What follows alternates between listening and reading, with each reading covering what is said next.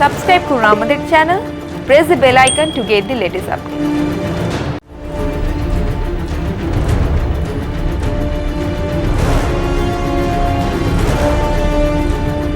এই তো ঠিক এক সপ্তাহ আগের কথা। 4 রাজ্যের ভোটে জিতে দিল্লিতে পার্টির সদর দপ্তরে এসেছিলেন প্রধানমন্ত্রী বললেন, हमारे देश में भ्रष्टाचार के खिलाफ लोगों में, भ्रष्टाचारियों के खिलाफ, ऐसे लोगों के प्रति एक भयंकर नफरत का भाव रहता है। देश की गाढ़ी कमाई को लूटकर अपनी तिजोरी भरने की ये प्रवृत्ति कुछ लोगों की पहचान के साथ जुड़ गई है। आप ही की सरकार है जो भ्रष्टाचारियों को सजा कर सकती है, उन पर कठोर से कठोर कार्रवाई कर सकती है। मुझे बताइए, जनता की इस अपेक्षा को मुझे पूरा करना चाहिए कि नहीं करना चाहिए? हम देख रहे हैं जो निष्पक्ष संस्थाएं, जो पूरी तरह इंडिपेंडेंट है, वे अगर भ्रष्टाचार के खिलाफ कार्रवाई करते हैं तो ये लोग और उनका पूरा इकोसिस्टम अब भ्रष्टाचारियों की रक्षा करने के लिए उन संस्थाओं को बदनाम करने के लिए मैदान में आ गए हैं। देश का कितना बड़ा दुर्भाग्य है कि घोटालों से घिरे लोग एकजुट होकर अब अपनी इकोसिस्टम की मदद से इन संस्थाओं पर ही दबाव बनाने लगे हैं। जांच एजेंसियों को रोकने के लिए ये लोग अपने इकोसिस्टम के साथ मिलकर नए नए तरीके खोजते हैं। पहले हजारों करोड़ रुपए का भ्रष्टाचार करो, फिर जांच भी नहीं होने दो, और जांच करे तो उस पर दबाव बनाओ। ये इन लोगों की प्रवृत्ति है। ये लोग किसी भ्रष्टाचारी पर कार्रवाई होते ही उसे धर्म का रंग देते हैं, प्रदेश का रंग दे देते हैं, जाति का रंग देने लगते हैं। ये नए तौर तरीके शुरू हुए हैं। किसी माफिया के खिलाफ अदालत कोई फैसला सुना देती है तो भी उसे ये लोग धर्म और जाति से जोड़ देते हैं। যে যখনই কেন্দ্রীয় তদন্তকারী সংস্থা জাতীয় সম্পদ যারা লুট করেছে তাদের বিরুদ্ধে তদন্তে অগ্রসর হয়, তখনই একটা ইকোসিস্টেম সেই তদন্তকে বানচাল করবার চেষ্টা করে। কখনো তদন্তকারী সংস্থার নিরপেক্ষতা, পেশাদারিত্ব নিয়ে প্রশ্ন তোলে, কখনো নানাভাবে প্রকৃত দোষীদের চিহ্নিত করে যাতে শাস্তি দিতে তদন্তকারী সংস্থা না পারে সেই জন্য এই ইকোসিস্টেম নানাভাবে সক্রিয় হয়। প্রধানমন্ত্রীর বক্তব্যের পর এক সপ্তাহ কাটেনি, তার মধ্যেই কেন্দ্রীয় তদন্তকারী সংস্থাগুলো উদ্যোগী হয়েছে কয়লা এবং গরু পাচার কাণ্ডে তদন্ত নিয়ে। অভিষেক বন্দ্যোপাধ্যায় এবং তার স্ত্রী রুচিরাকে আগামী সোম এবং মঙ্গলবার দিল্লিতে ইডির সদর দপ্তরে তলব করেছে এনফোর্সমেন্ট ডিরেক্টরেট। গত বছর 6ই সেপ্টেম্বর দিল্লিতে ইডির সদর দপ্তরে অভিষেককে টানা 9 ঘন্টা জেরা করেছিলেন তদন্তকারীরা। তারপর 10ই সেপ্টেম্বর ইডি জানায় যে 21শে সেপ্টেম্বর নাগাদ অনেক নথি নিয়ে অভিষেককে আবার আসতে হবে ইডির সদর দপ্তরে। অভিষেক তখন বলেন তিনি তদন্তে সহযোগিতা করতে ইচ্ছুক, কিন্তু তদন্ত যেন দিল্লিতে না হয়ে কলকাতায় হয়। তিনি দিল্লি হাইকোর্টে মামলা করেছিলেন, তার স্ত্রীও করেছিলেন, তাকেও তদন্তকারীদের সামনে হাজিরা দিতে বলা হয়েছিল। কয়েকদিন আগে দিল্লি হাইকোর্ট অভিষেক এবং তার স্ত্রীর আর্জি বাতিল করে দিয়েছেন, অর্থাৎ তদন্তকারী সংস্থার সামনে তাদেরকে হাজিরা দিতে হবে। অনুব্রত মণ্ডল বারবার সিবিআই এর ডাকে সাড়া দিচ্ছেন না। তিনি সব করছেন, ফেসবুকে পোস্ট করছেন, ঘুরে বেড়াচ্ছেন, মুখ্যমন্ত্রীর কাছে বিধানসভায় আসছেন, দলীয় কর্মসূচিতে অংশগ্রহণ করছেন, কিন্তু সিবিআই ডাকলে তিনি যাচ্ছেন না। মুখ্যমন্ত্রী বলছেন, বিধানসভায় বলেছেন যে এজেন্সি আর বিজেপি নাকি ভাই ভাই। আজ অভিষেককে ডাকছে, কালকে ওর বউকে ডাকছে, মুখ্যমন্ত্রী বলছেন আমি না, এরপরে ওর শ্বশুর শাশুড়িকে ডাকবে, স্কুলের বন্ধুদের ডাকবে, পরিহাস করে বলেছেন ওর 2 বছরের বাচ্চাকেও ডাকবে, মলয়কে ডাকছে, অনুব্রতকে ডাকছে। কিন্তু একটা জিনিস তো দিদিমণি বললেন না, সিবিআই কিন্তু সুজন চক্রবর্তীকে ডাকছে না, আব্দুল মান্নানকে ডাকছে না, দিলীপ ঘোষকে ডাকছে না, ওনার দলেরও অনেককে ডাকছেন না। সবাইকে কি ডাকছে? যাদের বিরুদ্ধে অভিযোগ উঠেছে বা তদন্তকারী সংস্থাটাতে প্রাথমিক পর্যায়ে বা ধরুন কিছু প্রমাণ বা কিছু নথি আছে, সেগুলোকে ভেরিফাই করার জন্য তদন্তকারী সংস্থাগুলো ডাকছে। তাহলে এত ভয় পাওয়ার কি আছে? অনুব্রত মণ্ডল বারে বারে হাজিরা এড়িয়ে যাচ্ছেন। একবার নয়, দুবার নয়, তিনবার নয়, চারবার তিনি হাজিরা এড়িয়ে যাচ্ছেন। অভিষেক বন্দ্যোপাধ্যায় কিন্তু 9 ঘন্টা ইডির সদর দপ্তরে কাটিয়েছিলেন, তারপরে বেরিয়েই তিনি আবার কংগ্রেসকে আক্রমণ করতে শুরু করলেন। ইডির সদর দপ্তরে 9 ঘন্টা থাকার পর তার কংগ্রেসকে আক্রমণ করা নিয়ে রাজনৈতিক মহলে অনেক সম্ভাবনা তৈরি হয়েছিল। আমি সে প্রসঙ্গে ঢুকছি না, মাননীয় দর্শকরা জানেনি কেন অভিষেক হঠাৎ কংগ্রেসের প্রতি খড়গহস্ত হয়ে উঠলেন।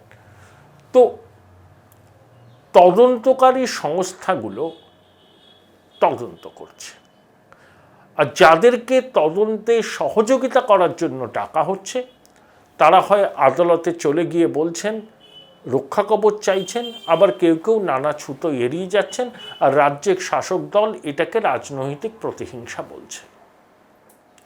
এই মাননীয় মুখ্যমন্ত্রী যখন বিরোধী নেত্রী ছিলেন, কথায় কথায় সিবিআই তদন্তের দাবিতে সরব হতেন। আমি সিবিআইকে যে সবসময় তারা নিজের মতো করে তদন্ত করতে পারে আমি তা বলছি না। অতীতে সিবিআই এর নাম ছিল কংগ্রেস ব্যুরো অফ ইনভেস্টিগেশন। সিবিআইকে রাজনৈতিকভাবে ব্যবহার করার অভিযোগ অনেক উঠেছে, সেই অভিযোগের মধ্যে কিছু সারবত্তা নিশ্চয়ই আছে। সুপ্রিম কোর্ট ওকে কেজ প্যারট বলেছিল, কিন্তু তা সত্ত্বেও সিবিআই এর আধিকারিকদের প্রফেশনালিজম কিন্তু প্রশ্নাতীত। তারা অত্যন্ত দক্ষ। তারা যদি কোনো তদন্তে লজিক্যাল এন্ডে পৌঁছতে চান তারা পারেন। আমি তো প্রধানমন্ত্রীর কথায় বিশ্বাস রাখব, তিনি বলেছেন যে তদন্তকারী সংস্থাগুলোকে তদন্তের কাজে বাধা দিচ্ছে একটা ইকোসিস্টেম। দেখুন, যতই অভিযোগ উঠুক না কেন, পশুখাদ্য কেলেঙ্কারিতে লালু প্রসাদকে জেলের ঘানি কিন্তু টানিয়েছে সিবিআই। সেখানে কিন্তু লালু প্রসাদ সরকারি অর্থ তছরূপ করে তিনি যতই প্রভাবশালী হন না কেন শেষ পর্যন্ত কিন্তু পার পেতে পারেননি। আমার আশা, আমার বিশ্বাস, কয়লা, গরু এবং অন্যান্য যেসব তদন্ত সিবিআই করছে সেটাতেও তারা লজিক্যাল এন্ডে পৌঁছতে পারবে।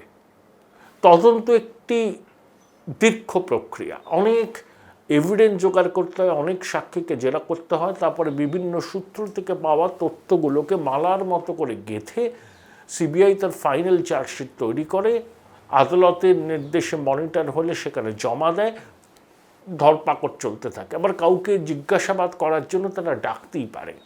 আমার মতে কেউ যদি মনে করেন যে তিনি একদম ক্লিন, তাহলে তিনি তদন্তকারী সংস্থার প্রশ্নবাণের মুখোমুখি হচ্ছেন না কেন? প্রশ্নবাণের মুখোমুখি হলেই তো দুধ কা দুধ, পানি কা পানি আলাদা হয়ে যাবে।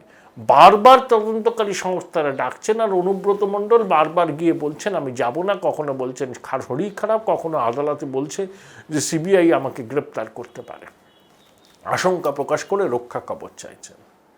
তো তদন্তকারী সংস্থার সঙ্গে তদন্তে সহযোগিতা করা যে কোনো দায়িত্বশীল নাগরিকের তো কর্তব্য, সেইটা তারা করছেন না, কারণ জনমানুষের প্রশ্ন উঠছে। তাহলে কি তাদের মনে কোনো আশঙ্কা চোরাস্রোত বইছে? দেখুন, স্বাধীনতা উত্তর পশ্চিমবঙ্গে প্রফুল্ল ঘোষ, বিধানচন্দ্র রায়, অজয় মুখার্জি, প্রফুল্ল সেন, সিদ্ধার্থ বাবু, জ্যোতি বোস, বুদ্ধদেব ভট্টাচার্য, মমতা বন্দ্যোপাধ্যায়, এরা মুখ্যমন্ত্রী হয়েছেন। জ্যোতিবাবুর সময় তার পুত্র চন্দনের ব্যবসায় হঠাৎ ফুলে ফেঁপে ওঠা নিয়ে বিরোধীরা প্রশ্ন করেছিলেন, বলেছিলেন যে চন্দন টু নন্দন এটাই হচ্ছে ডেভেলপমেন্ট। কিন্তু আমি জ্যোতিবাবুর এই চন্দন প্রসঙ্গটা আগে বাদ দিলাম, এটা নিয়ে পার্টিতেও জ্যোতিবাবুকে প্রশ্নের মুখে পড়তে হয়েছিল। এটা একটা ব্ল্যাক স্পট বলে মনে করেন অনেকে জ্যোতিবাবুর দীর্ঘ রাজনৈতিক ক্যারিয়ারে। কিন্তু তারপরে দেখুন, অজয় ঘোষ, অজয় মুখার্জি, প্রফুল্ল সেন, বিধানবাবু, সিদ্ধার্থ রায়, জ্যোতিবাবু, তারা তো মুখ্যমন্ত্রী হয়েছিলেন, দীর্ঘদিন ছিলেন।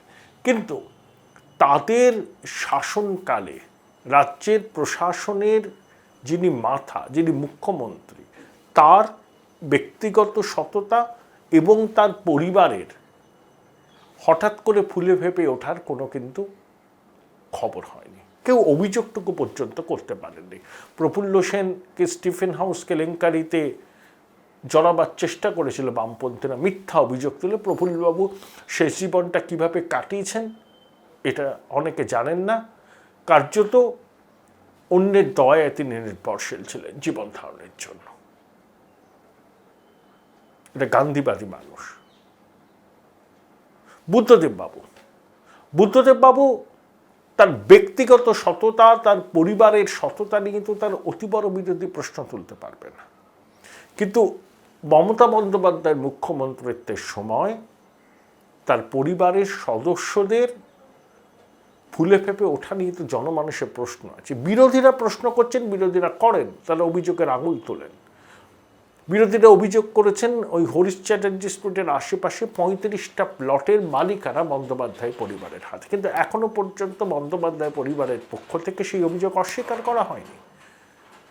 মুখ্যমন্ত্রীর ভাইয়ের বউ নির্বাচনে দাঁড়িয়েছিলেন, পুরো নির্বাচনে তিনি দেখিয়েছেন যে 2.5 কোটি টাকার নগদ আছে তার কাছে। পেশা কি? সমাজসেবা করা। অর্থাৎ মুখ্যমন্ত্রীর পরিবারের সদস্যদের হঠাৎ করে এই আঙুল ফুলে কলা গাছ হয়ে ওঠার যে অভিযোগ বিরোধীরা করছেন, অতীতে বিভিন্ন রাজনৈতিক দলের মুখ্যমন্ত্রী পশ্চিমবঙ্গে এসেছেন, তাদের বিরুদ্ধে ব্যক্তিগতভাবে এবং তাদের পরিবারের সদস্যদের এই হঠাৎ করে কলা গাছ হয়ে ওঠার কোনো তো অভিযোগ কেউ করতে পারে। এখানেই পার্থক্যটা চোখে পড়ছে। বিরোধীদের অভিযোগটা ছেড়ে দিন, সাধারণ মানুষও কিন্তু এই প্রশ্নগুলো তোলেন।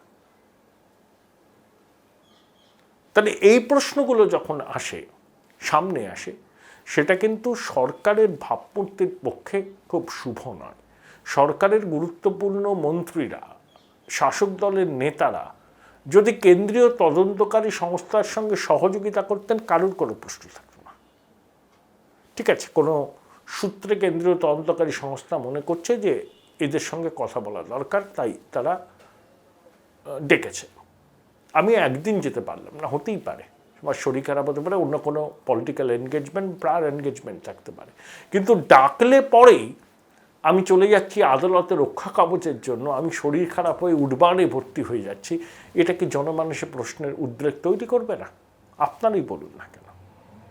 তাহলে কি মনে হবে যে তদন্তকে ভয় পাচ্ছে এরা, তদন্তের প্রক্রিয়াকে স্থগিত করতে চাইছে, তদন্তের প্রক্রিয়াকে বিলম্বিত করতে চাইছে, অযথা কালক্ষেপ করছে।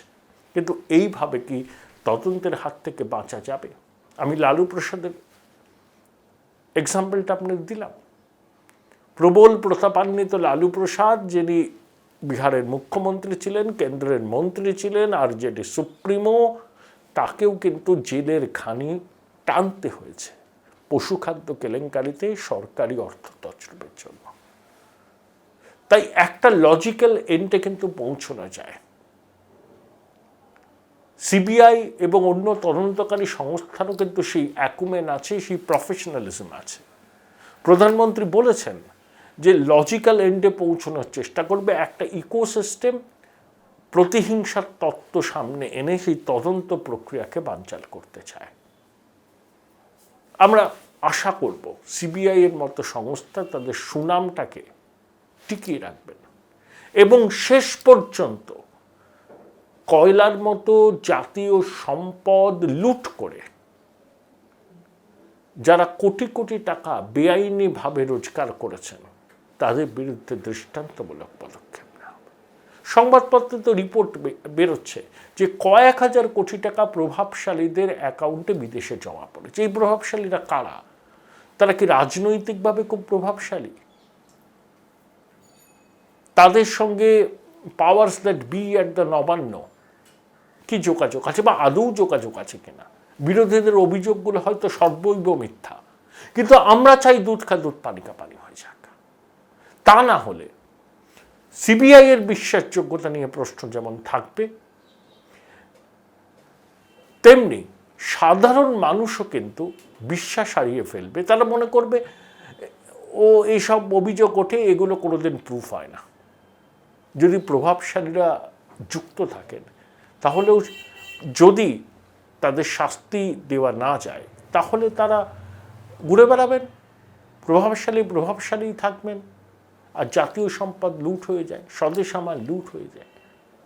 তবে আমি আশা করব যে কেন্দ্রীয় তদন্তকারী সংস্থা এই তদন্তগুলো সুষ্ঠুভাবে পেশাদারিত্বের সঙ্গে এবং রাজনৈতিক কোনো চাপের কাছে নতি স্বীকার না করে তার লজিক্যাল কনক্লুশনে পৌঁছবেন এবং প্রকৃত দোষীদের চিহ্নিত করে শাস্তি দিতে সম্মত হবেন।